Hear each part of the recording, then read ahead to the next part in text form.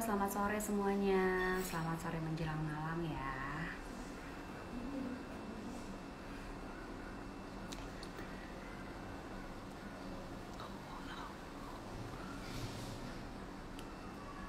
Terima kasih yang sudah join hari ini.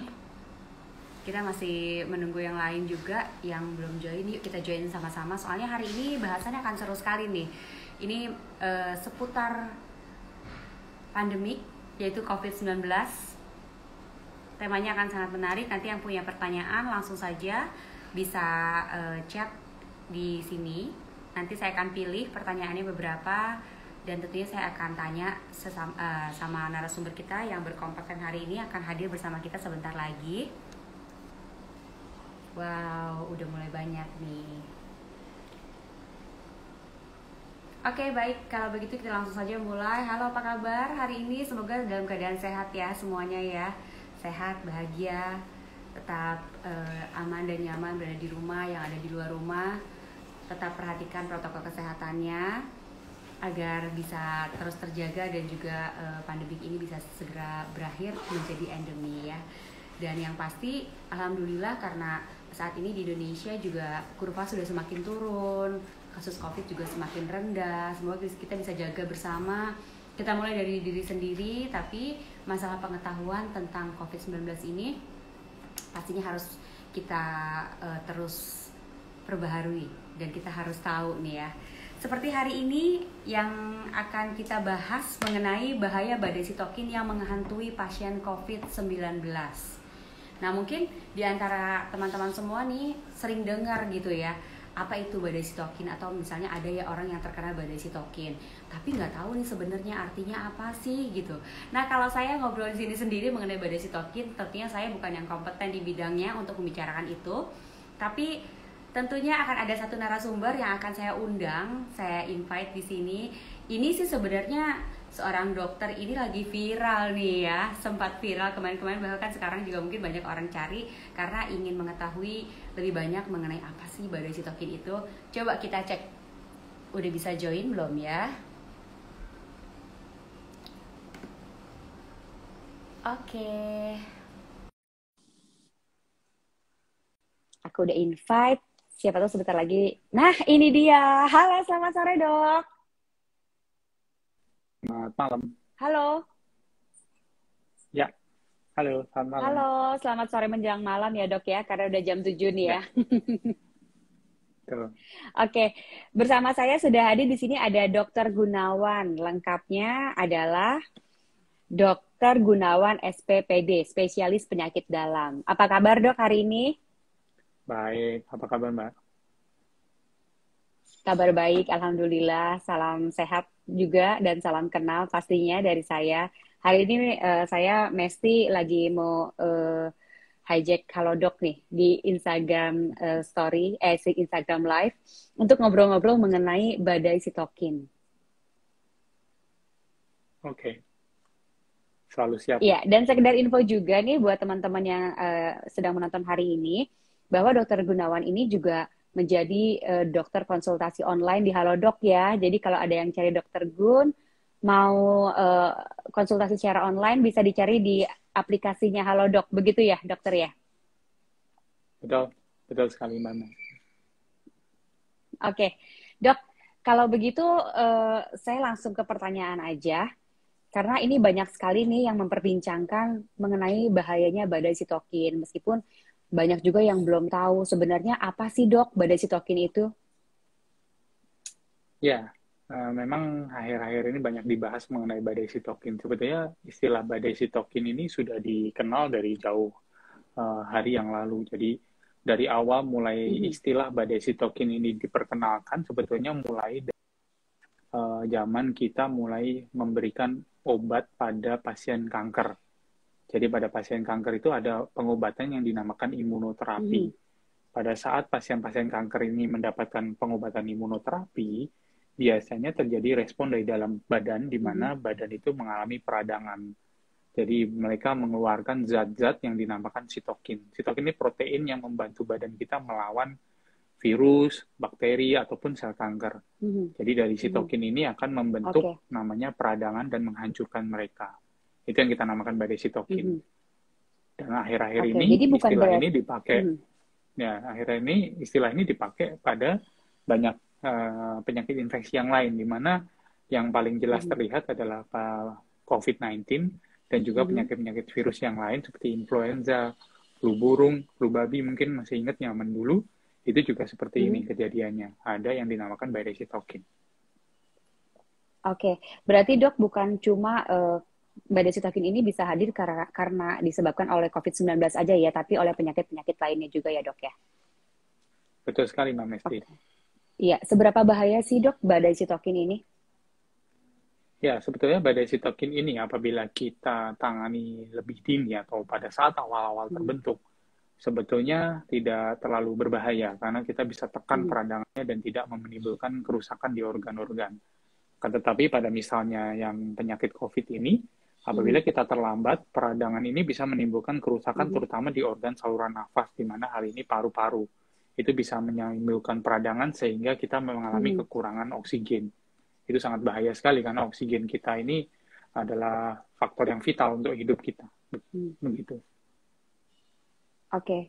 Itu gejala-gejala yang muncul ketika badai sitokin itu datang tuh seperti apa dok? Apa aja kira-kira?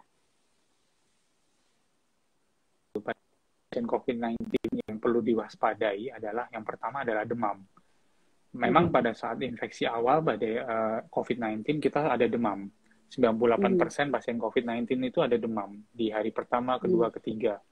Dan setelah itu, kalau imun kita berhasil melawan virus atau jumlah virusnya makin menurun karena imun kita menang, demamnya akan hilang.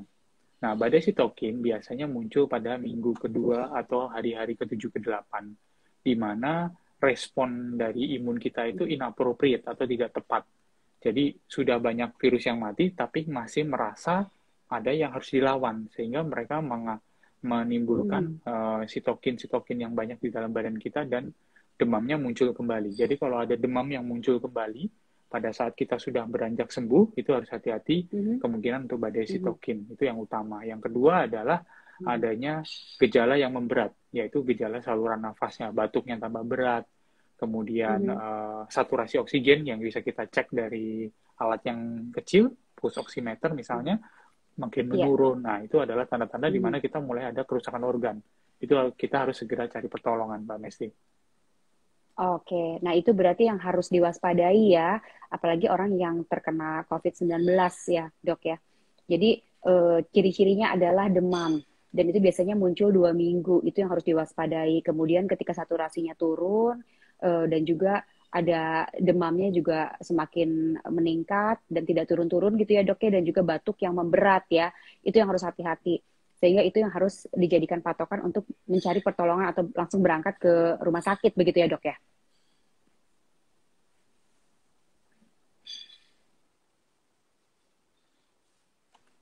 Oke, ke pertanyaan selanjutnya ya dok ya. Bagaimana proses untuk penyembuhan badai sitokin ini sendiri dok? Sorry, agak keputus tadi yang terakhir, Mbak Mesti. Iya, iya. Oke, pertanyaannya selanjutnya, bagaimana proses untuk penyembuhan badai sitokin ini sendiri? Oh ya, jadi untuk penyembuhan badai sitokin ini yang paling terpenting adalah bagaimana caranya kita bisa deteksi dini. Jadi saat kita bisa deteksi dini, kita bisa memberikan pengobatan untuk menyetop peradangan yang terjadi. Jangan sampai peradangannya beranjak terus sehingga terjadi kerusakan organ. Itu yang paling penting. Jadi deteksi dini itu yang paling penting pada penanganan badai sitokin. Tapi biasanya juga para nakes atau para dokter sudah tahu ya kalau misalnya emang ada ciri-ciri dari hadirnya badai sitokin di dalam tubuh dan apa yang harus dilakukan begitu. Yang penting tidak jangan abai gitu ya. Jadi apa yang dirasakan itu langsung dikonsultasikan atau bahkan langsung ke rumah sakit aja ya dok. Karena itu perlu pertolongan yang sangat cepat ya dok ya.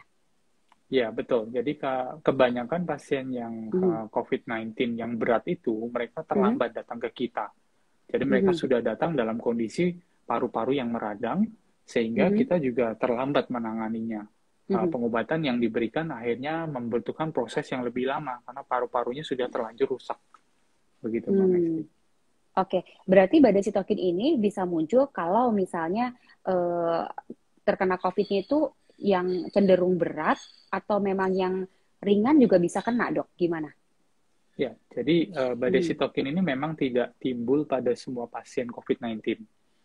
Faktor resiko yang biasanya tampak pada pasien-pasien yang akan mengalami badai sitokin itu adalah salah satunya mereka yang hamil. Pasien-pasien yang hamil ini biasanya rentan untuk mendapatkan badai sitokin karena kita tahu bahwa pasien yang hamil, orang-orang perempuan yang hamil ini, daya tahan tubuhnya lebih rendah ketimbang wanita yang sehat. Karena apa? Yeah. Karena ada bayi di dalam kandungannya. Itu yang pertama. Yang kedua, biasanya mereka yang gemuk. Mereka yang berat badan berlebih itu imunitasnya berbeda dengan kita yang sehat.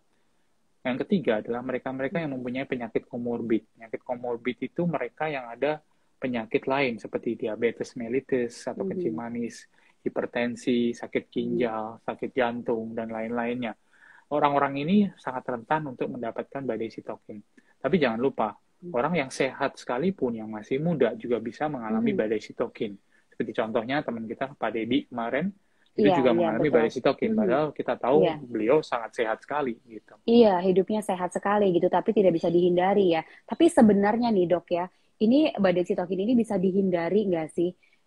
Misalnya sebelum terjadinya badai sitokin, orang-orang harus lebih aware kalau misalnya ada pertanda apa, atau bisa dihindari sehingga jangan sampai terkena badai sitokin ini. Ya, jadi ada banyak hal yang bisa kita kerjakan untuk menghindari badai sitokin ini.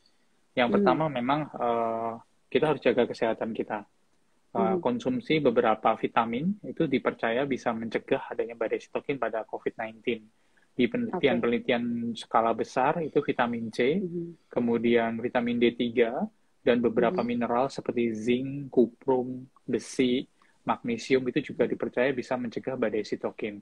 Itu sebetulnya bisa didapatkan dari semua makanan yang kita makan apabila kita makannya 4 sehat 5 sempurna. Jadi tidak perlu suplementasi lebih lanjut apabila kita makannya bagus gitu. Nah, yang jadi masalah adalah vitamin D.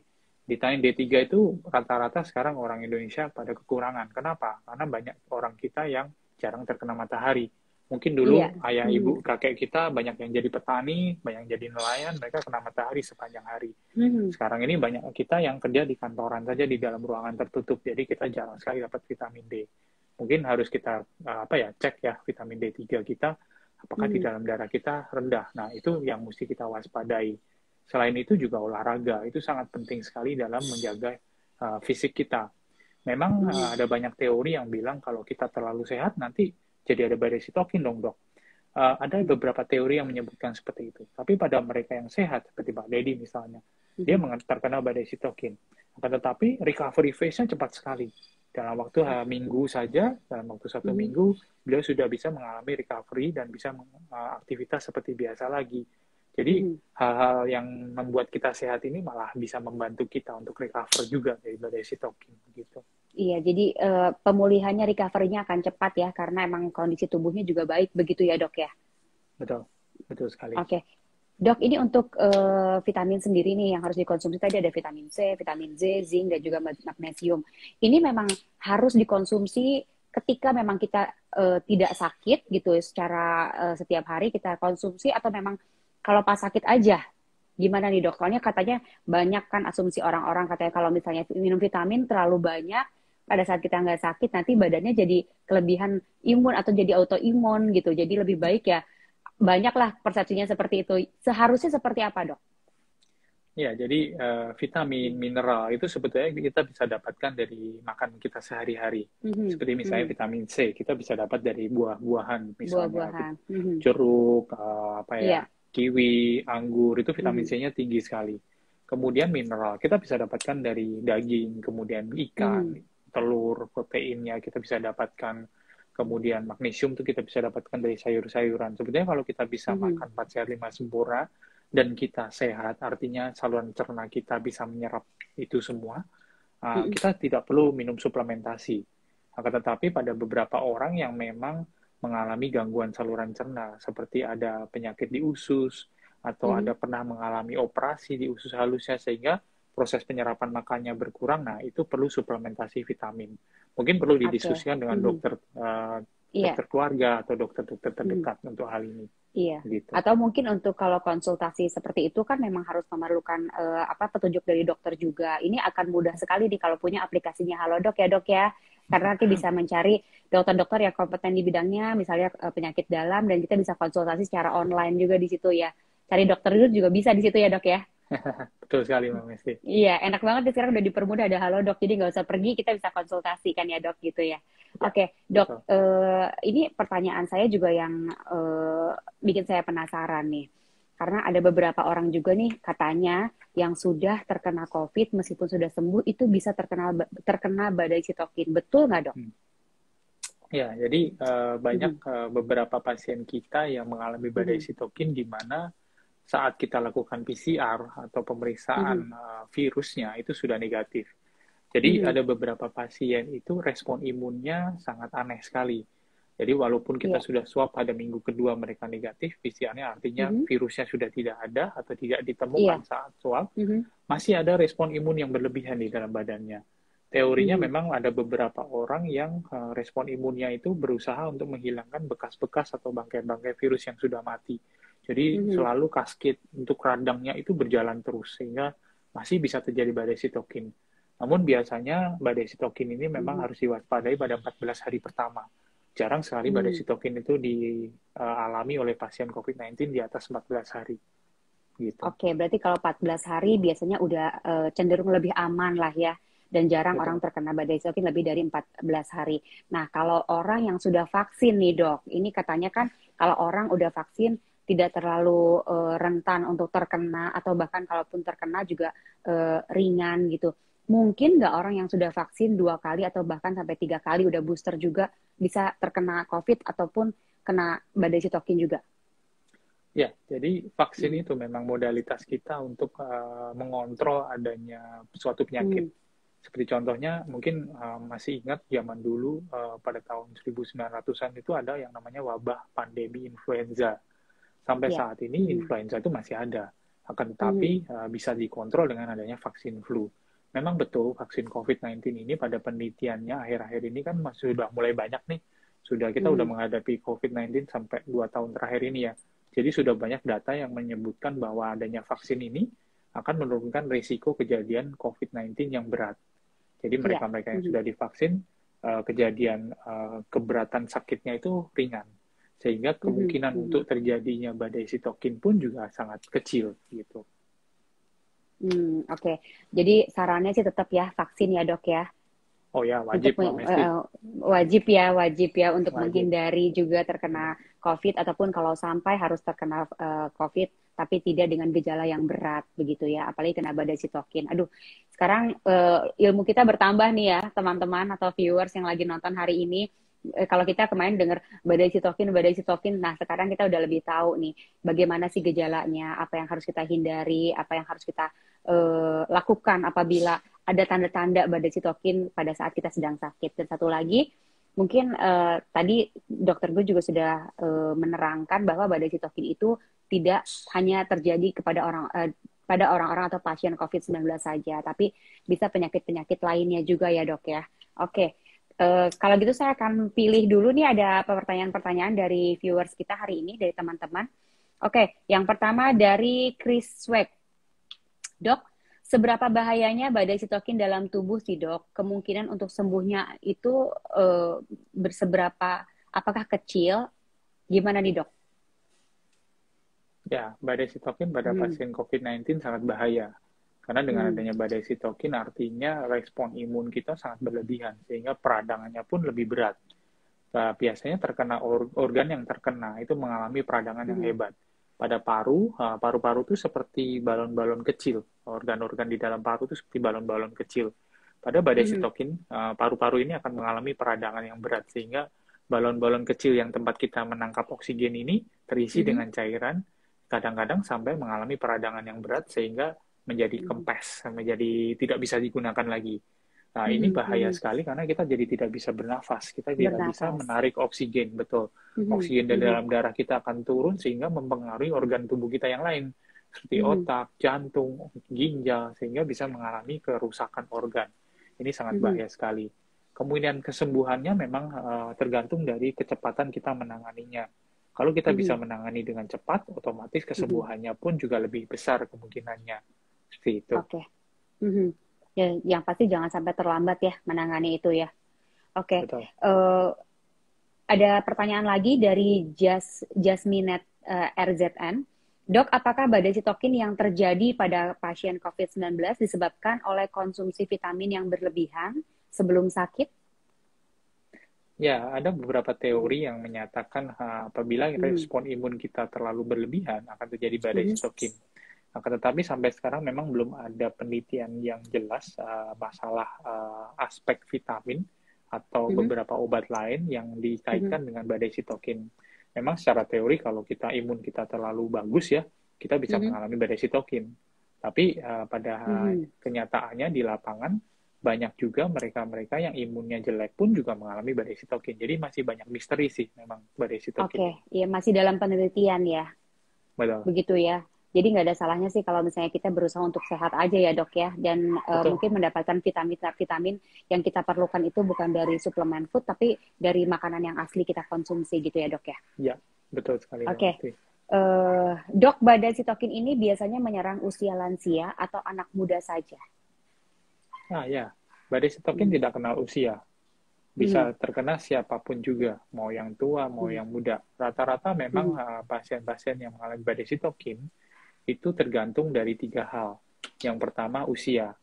Usia Hmm. yang tua, yang belum divaksin, biasanya lebih rentan untuk terkena badai sitokin. Hmm. Sedangkan yang muda pun juga akhir-akhir ini apabila terkena virus yang virulen atau yang sangat berat seperti Delta virus, itu bisa mengalami badai sitokin juga. Jadi hal kedua Hmm. adalah si virulensi virusnya itu sendiri. Beratnya, derajat Hmm. beratnya si virusnya itu. Kalau Hmm. virusnya ganas, ya kita bisa kena badai sitokin. Yang ketiga, Oke. akhir-akhir Hmm. ini ditengarai ada beberapa terapi yang diberikan Hmm. masih dalam tahap penelitian, misalnya Hmm. plasma convalescence atau adanya terapi dari kita ambil antibodi dari mereka yang sudah sehat, Iya kemudian betul. ditransfusikan Plasma ya, ya. Hmm. itu Hmm. beberapa juga diteliti bisa membahayakan dan menimbulkan badai sitokin. Memang Kalau saat ini tidak, masih kalau dalam nggak cocok penelitian. gitu ya dok ya. Betul, tidak cocok dan Hmm. terlambat mungkin pemberiannya. Karena plasma Hmm. konvalesen itu sebetulnya diberikan pada saat awal-awal terkena. Karena Oke. Hmm. itu adalah antibodi. Jadi kita pakai antibodi ini Hmm. melawan Iya. virusnya. Apabila Oke. virusnya sudah Hmm. tidak ada, kemudian Hmm. kita berikan antibodi, kita sama seperti ada kebakaran, kita berikan bensin, tambah kebakaran. Ya. Seperti itu Oke. teorinya. Iya, iya, iya. Dok, ini pertanyaan saya mungkin ya. Ini kalau dewasa atau anak di atas usia 12 tahun kan sudah divaksinkan semuanya kan. Ah, Hampir ya, hampir sudah bisa divaksin lah begitu ya, meskipun mungkin ada juga benar. yang belum divaksin. Nah, ini permasalahannya anak di bawah umur 12 tahun nih. Kan sekarang ini mereka belum divaksin. Eh, ada nggak kasusnya anak kecil yang terkena COVID kemudian terkena badai sitokin? Ya, dari beberapa Hmm. laporan kasus memang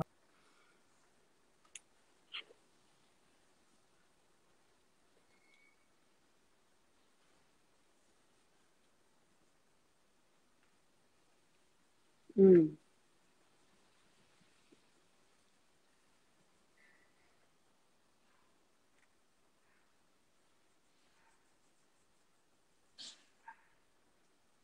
Aduh maaf dok, ini suaranya dokter hilang nih. Oke, kita sambil tunggu koneksinya. Nah, oke, iya gimana dok? sorry terputus. Anak-anak, Jadi nggak apa-apa. anak-anak ini memang biasanya terkena Mhm. kasus yang ringan pada COVID-19, tapi memang ada beberapa Oke. laporan anak-anak Mhm. juga bisa mengalami badai sitokin, bahkan mereka sampai meninggal karena hal ini. Seperti itu. Jadi tetap harus Hmm. hati-hati memang.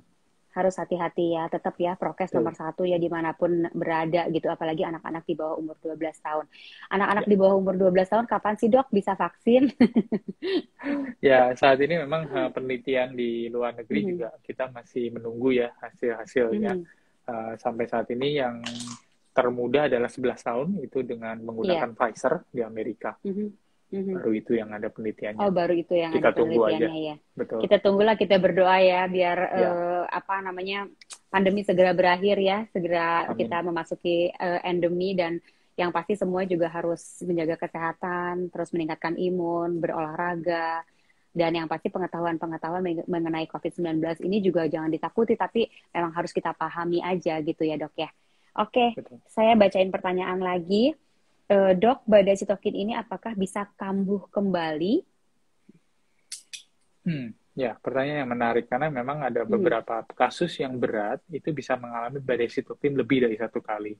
Jadi pada beberapa Hmm. pengalaman kemarin saat pandemi itu ada beberapa kasus Hmm. yang berat, kita sudah tangani badai sitokin di saat awal, sudah Hmm. membaik, kemudian mengalami badai sitokin lagi. Jadi badai sitokin pada COVID-19 ini harus terus diwaspadai pada terutama mereka yang kasusnya berat. Bisa terjadi Oh, berkali-kali. oh bisa Begitu. berkali-kali ya dok ya? Iya, betul. Ini Bisa. mungkin buat orang-orang yang ada komorbid atau gimana nih dok? Ya, biasanya sih yang sering Hmm. terjadi pada mereka yang Hmm. sudah tua atau yang ada Hmm. komorbid, terutama diabetes Hmm. ya. Mereka yang kencing manis itu sering Oke. sekali timbul berkali-kali badai sitokin. Itu sangat berbahaya sekali berarti ya itu harus dijaga gitu ya jangan sampai terkena berulang-ulang kali. Masih ada nih dok pertanyaannya badai sitokin biasanya proses kesembuhannya berapa lama ya dok? Ya, proses kesembuhannya Hmm. memang tergantung dari badan kita masing-masing. Apabila kita cukup sehat, artinya dalam kondisi yang fit, proses kesembuhannya biasanya bisa dicapai dalam waktu sekitar 14 hari sampai 21 hari dari Hmm. awal gejala. Apabila Hmm. badai sitokin Hmm. kita terlambat dan sudah mulai ada kerusakan di paru, kita bisa memerlukan waktu yang lebih lama lagi, kadang-kadang bisa sampai 3 Hmm. bulan untuk recover fully gitu. Untuk recovernya ya, berarti tergantung dengan kondisi tubuh masing-masing juga gitu. Kalau misalnya emang kondisinya bagus bisa lebih cepat ya kayak Mas Deddy Kobusier ya. Oh ya, betul sekali. Mhm. Oke, masih ada pertanyaan lagi. Ini dari Revina Sari 12. Dok, apakah badai sitokin sama dengan proses penyakit pada autoimun? Ya. Jadi untuk penyakit autoimun dan badai sitokin itu adalah dua hal yang berbeda. Penyakit Mhm. autoimun biasanya terjadi terus-menerus selama Mhm. ada antibodi di dalam badan kita.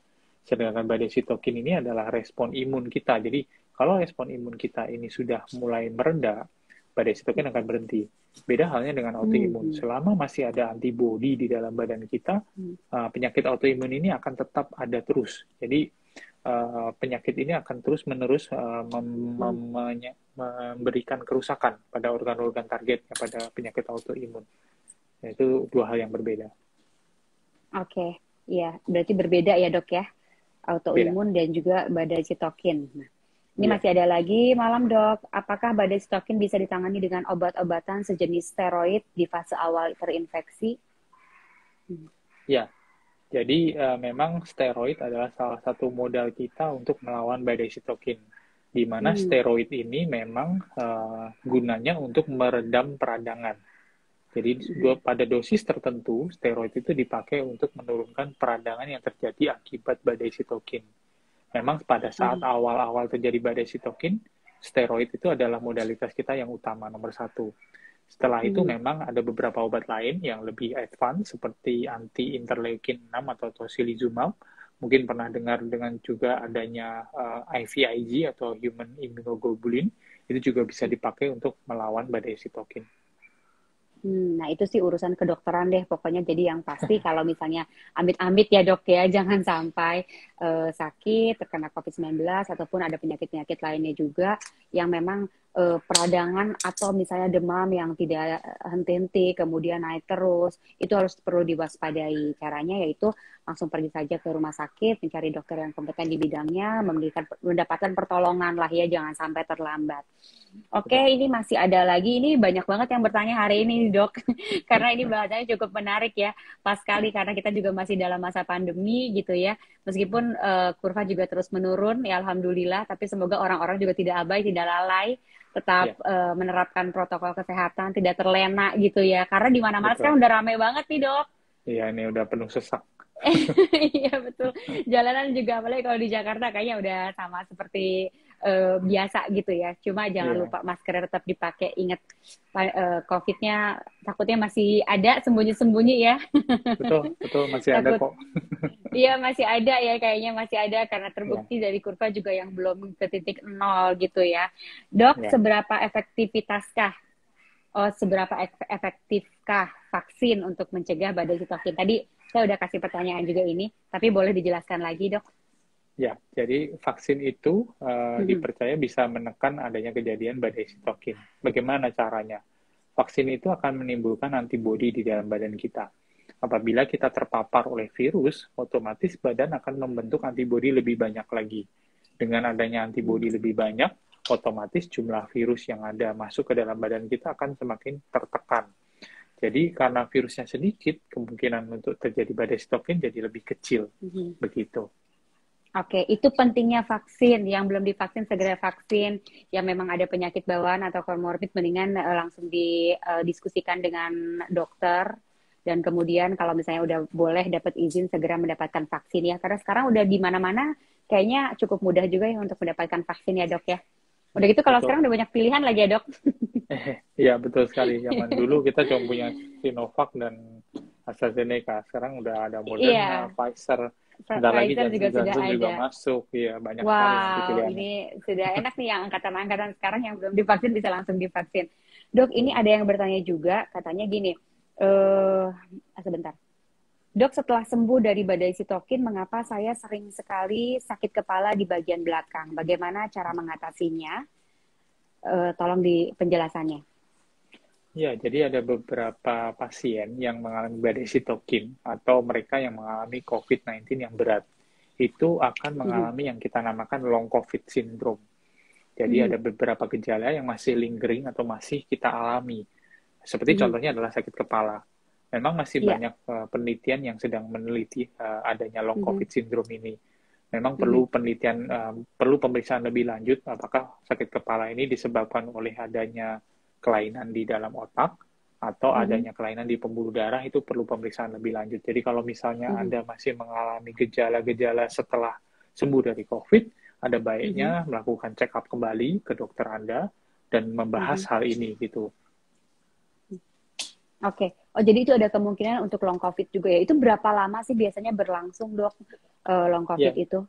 Long COVID itu kita nyatakan long, itu artinya setelah 3-6 bulan sembuh dari COVID, itu masih mengalami gejala-gejalanya, seperti sakit kepala, ada beberapa orang yang mengalami sesak atau batuk, kemudian capek-capek badannya, lemah, kelemahan, dan kalau lebih dari 6 bulan kita namakan chronic syndrome atau chronic COVID. Jadi yang dilakukan adalah harus segera konsultasikan lagi ke dokter atau melakukan cek juga gitu ya, dari mulai cek darah, kemudian toraks gitu ya dok ya, karena mungkin yang saya dengar juga ada beberapa nih seperti ini nih yang jadi pertanyaannya, sakit kepala, kemudian ada juga yang masih batuk-batuknya masih padahal udah 6 bulan lewat, atau nggak merasa sakit dada atau terengah-engah pada saat naik tangga atau berjalan atau melakukan aktivitas lah. Itu mungkin terjadi ya dok ya? Mungkin sekali, karena memang akhir-akhir ini karena kemarin yang outbreak bulan Juni-Juli itu banyak yang terkena, mungkin sekitar 70% warga Jakarta semua terkena COVID nih.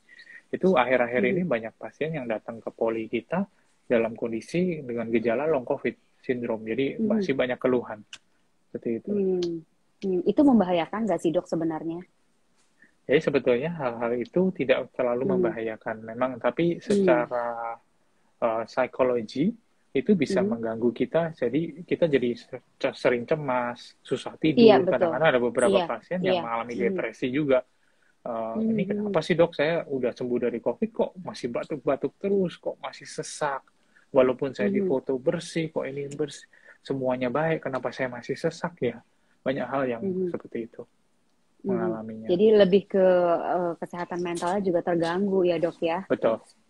Oke. Ya kita doakanlah semoga bisa sehat-sehat semuanya gitu ya, dan tidak terjadi long COVID pastinya ya. Oke, ini dok ada juga yang nanya ini nih dok, bagaimana dengan yang punya autoimun dan belum bisa divaksin? Ya. Seperti apa dok? Apakah bisa terkena resiko kena badai sitokin gitu, atau ada kesempatan bisa mendapatkan vaksin? Ya, jadi untuk mereka yang mengalami penyakit autoimun seperti lupus atau Sjogren's syndrome dan yang lain-lainnya seperti rematik, itu memang harus konsultasi dengan dokter yang merawatnya. Apabila dosis obat yang diberikan itu sudah mencapai dosis yang sangat minimal dan penyakitnya sudah terkontrol, itu sudah boleh mendapatkan vaksinasi. Terutama vaksinasi yang base mRNA seperti Pfizer dan Moderna, itu lebih aman daripada yang live vaksin atau seperti Sinovac dan AstraZeneca. Jadi mereka yang autoimun juga bisa loh mendapatkan vaksin asal penyakitnya terkontrol. Seperti itu. Mhm. Oke, berarti mereka juga dapat mendapatkan vaksin ya. Tapi tentunya itu harus melalui konsultasi juga dengan dokter masing-masing karena memang sesuai dengan obat-obatan yang mereka konsumsi juga ya, Dok. Oke, Betul. masih ada pertanyaan lagi nih. Apakah obat-obatan yang dikonsumsi saat perawatan COVID itu dapat menyebabkan badai sitokin seperti dexamethasone? Itu dari Uli di 984. Nah, Dok. Ya, jadi Mhm. beberapa obat yang diberikan pada saat penanganan COVID-19 seperti Mhm. antivirus, kemudian ada antibiotik mungkin ya, kemudian ada beberapa vitamin itu tidak bisa menimbulkan badai sitokin. Akan tetapi seperti yang tadi saya jelaskan, ada beberapa Mhm. terapi yang sifatnya masih uji coba, seperti plasma Mhm. konvalesen, kemudian ada beberapa mungkin pernah dengar eh, sekretom, stem cell, atau ada beberapa terapi-terapi yang masih dalam bentuk trial, itu pada beberapa penelitian bisa menimbulkan adanya badai sitokin. Jadi tetap harus hati-hati. Sampai saat ini Mhm. memang Badan Dunia seperti WHO, CDC, itu sudah merekomendasikan beberapa terapi yang bisa membantu Mhm. kita melawan COVID-19. Seperti misalnya yang pertama adalah dexamethasone. Mhm. Dexamethasone ini kita bisa berikan pada mereka yang sudah mengalami peradangan, mengalami adanya gangguan oksigen, misalnya oksigen saturasinya Mhm. mulai turun. Itu kalau Iya. kita berikan dexamethasone itu bisa menolong mereka dan bisa Mhm. mengurangi risiko untuk masuk ventilator. Seperti itu. Hmm. Oh gitu sudah ada aturannya ya sekarang berarti sudah Ya, ada tertulisnya ya gitu ya. betul, betul. Mhm. Jadi kalau sekarang ini dibanding awal-awal dulu COVID kan masih semuanya masih meraba kira-kira pengobatan seperti apa, terapi seperti apa yang harus diberikan kepada pasien COVID. Tapi kalau sekarang sudah ada tertulis lah ya dari WHO, dari Ya, CDC juga ya. Jadi betul. buat Anda sekali lagi nih, mata teman-teman nih yang sedang sakit atau terkena COVID-19 itu apapun yang Anda rasakan sebaiknya dikonsultasikan dengan dokter. Kalau misalnya tidak bisa datang ke dokter, itu bisa dikonsultasikan juga lewat Halodoc nih. Jadi pentingnya Anda memiliki atau mendownload aplikasi Halodoc ini untuk mempermudah Anda agar Anda juga bisa berkonsultasi secara online kepada dokter yang Anda perlukan. Misalnya kalau misalnya mau ketemu sama dokter Gun itu juga bisa karena dokter Gun juga salah satu dokter online yang bisa konsultasi di aplikasinya Halodoc begitu ya, Dok ya? Betul, Bang Mestri. Iya. Iya, dan satu lagi nih yang terpenting adalah kalau saya sih merasa sangat dipermudah sekali oleh Halodoc. Jadi kalau kemarin-kemarin kan apalagi waktu kemarin lagi wave yang kedua itu ya Dok ya, kita mau keluar aja takut loh Dok ya. Tapi namanya kita ada anak di rumah, kadang-kadang kita perlu obat atau vitamin, eh, mau keluar rumahnya takut. Saya pakai aplikasi Halodoc itu udah nggak nyampe 30 menit itu udah sampai nih dokter ya di rumah ini obat-obatannya. Jadi itu sangat mempermudah Anda sekali. Bahkan saya sekarang kayak vitamin, pokoknya hal-hal yang apapun saya udah cari di Halodoc, gak usah pergi, tiba-tiba diantar ke rumah. Betul. Sangat Dan meringankan kadang-kadang, ya sekali. kadang-kadang juga ini ada beberapa pasien saya mungkin menghubungi Mhm. saya tinggal Iya, dikirim aja e-prescription melalui Halodoc dan mereka tinggal download dari Halodoc langsung. Tinggal iya betul order ke betul. apotek terdekat gitu. Jadi Iya tidak iya. susah-susah. Iya, iya. Yang penting kita punya resep dokternya, ya kan? Biasanya saya Hmm. juga pernah soalnya anak saya sempet batuk gitu ya, batuk pilek. Tapi saya buat ke rumah sakit juga agak takut. Akhirnya saya pakai aplikasinya Halodoc, saya cari dokter anak, spesialis anak. Saya konsultasikan, udah gitu dikasih resep, saya langsung cari obat-obatannya di Halodoc juga nih. Jadi nggak perlu pergi, besoknya anak saya udah aman-aman dan sentosa. Dan itu kadang-kadang udah ditanya lagi sama dokternya, gimana kondisi Iya. dari nama anak saya gitu di situ. Kita suruh report lagi gitu loh, cocok atau tidak Iya. obat-obatannya. Jadi dijamin gak usah takut karena tentunya dokter-dokter yang ada di Halodoc juga sangat kompeten ya. Kayak dokter Gun, aduh siapa yang nggak kenal dokter Gun nih, kayaknya sempat viral nih ya kemarin-kemarin semua orang kayak nyari dokter Gun deh ketika kena COVID. Waduh, dokter Gun ngantri nih kayaknya nih. Tapi masih tetap bisa konsultasi online ya dok ya. Diusahakan, pasti bisa. Diusahakan pasti bisa. Oke, baik. Masih ada pertanyaan? Coba kita cek dulu. Iya. Nah, ini masih ada nih bisa proses Oke, dok, apakah benar ini yang ini nih tadi sebenarnya kita udah ngobrolin masalah ini, tapi ini ada yang nanya lagi nih dok, katanya saya udah sembuh COVID 1 bulan, tapi saya terkena demam kembali. Apakah mungkin saya bisa terkena badai sitokin? Oke, mungkin setelah sembuh COVID 1 bulan, Hmm. biasanya badan kita tuh sudah membentuk antibodi yang cukup banyak.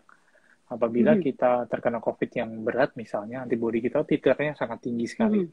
Jadi, kalaupun kita terpapar oleh virus COVID kembali setelah 1 bulan, kemungkinan gejalanya itu sangat ringan. Kadang-kadang kita hanya mengalami Hmm. mungkin sakit tenggorokan atau hanya pilek saja, kemudian hilang. Hmm. Jarang sekali mereka yang dalam jangka waktu 1 sampai 3 Hmm. bulan terkena kembali COVID-19 Hmm. mengalami badai sitokin, karena badan kita sudah membentuk antibodi. Ini juga prinsip Antibody, ya. vaksin tadi, Hmm. ya. Vaksin itu kan Oke. menimbulkan Hmm. antibodi, gitu. Jadi resiko badai Hmm. sitokinnya jadi kecil.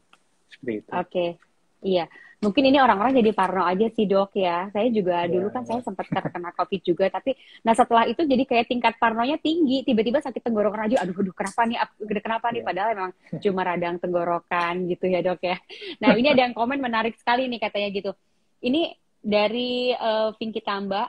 Sebelum terkenal juga kalau dokter Gun sih udah ngantri terus ya dok, katanya gitu tuh. Banyak yang udah kenal dokter nih ya. Oh, ini ada satu pertanyaan dulu, ini kelihatannya menarik. Dok, mau tanya nih, vaksinasi aman nggak sih buat orang yang terkena darah tinggi? Oh, Gimana dok? ya. Jadi vaksinasi untuk mereka yang ada komorbid, bukan hanya darah Mhm. tinggi, misalnya ada kencing manis, sakit Mhm. jantung, atau penyakit-penyakit lain. Jadi dari Kolegium Penyakit Dalam Indonesia, PAPDI, itu sudah Mhm. mempress rilis ya, sudah rilis suatu panduan kepada kita dokter penyakit Mhm. dalam. Jadi kita wajib untuk memeriksa pasien-pasien yang dengan komorbid ini terlebih dahulu sebelum Mhm. bisa diberikan vaksin. Apakah Vaksin. Mhm. hipertensinya terkontrol atau tidak? Mhm. Kemudian apakah kencing manisnya, gulanya sudah terkontrol atau tidak? Dan beberapa penyakit-penyakit lain. Jadi mungkin sebelum vaksin, bagi mereka yang punya penyakit, tolong konsultasikan dulu dengan dokter Anda. Oke, nah itu dia jawabannya. Semoga dapat puas dengan jawaban dari dokter Gun ya.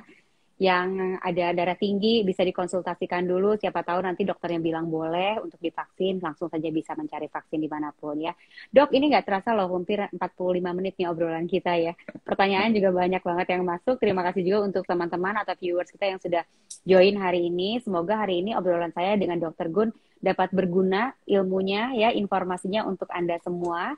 Dan mungkin yang harus kita tarik kesimpulannya adalah bahwa badai sitokin itu dapat terjadi pada siapa saja. Yang penting kita harus tetap menjaga imun, tapi kita harus waspadai gejala-gejala yang ada pada diri kita. Misalnya, kalau misalnya terjadi demam atau peradangan yang terjadi terus-menerus, sebaiknya langsung mencari pertolongan atau langsung ke dokter, konsultasikan dengan baik. Begitu ya dok ya?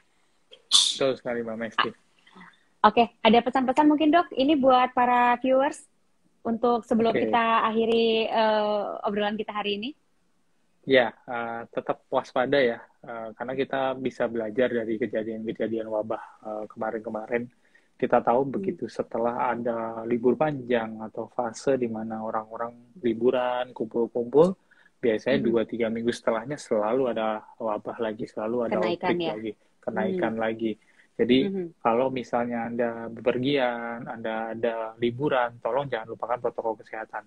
Selalu pakai masker dimanapun juga, terutama di ruangan tertutup.